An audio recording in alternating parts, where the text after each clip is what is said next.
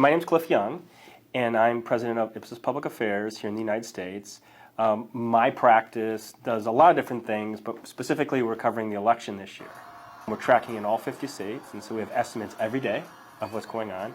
And we're really looking at the election dynamics, coming up with projections about what will happen, trying to explain the drivers of this election because it's a very different sort of election relative to other ones in the past. We have this database of 600 plus elections, and for the most part, elections are pretty slam dunk. They're pretty easy to predict. It's basically more of the same or throw the bums out. But about 15% of elections are complicated. We call them disruptive elections. Those disruptive elections have a very unique profile. Typically, the population is fearful about the future, believes the system is rigged against people like them, believes that parties and politicians don't care about them, and are really willing to take risks, actually, to go with non-traditional candidates. And this is very much a disruptive election.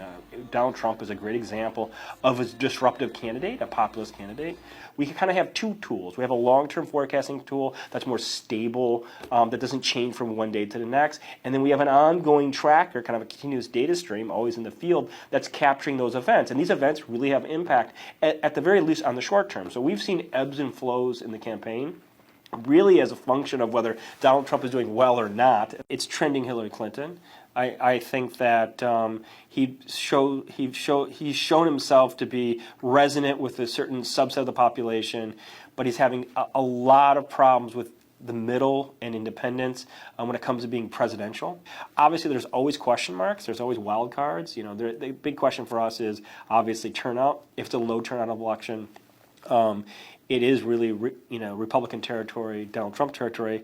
If it's an average turnout to higher turnout, it's really a Hillary Clinton year. So, but we'll have to see. I give it to her, but there's always uncertainty, right?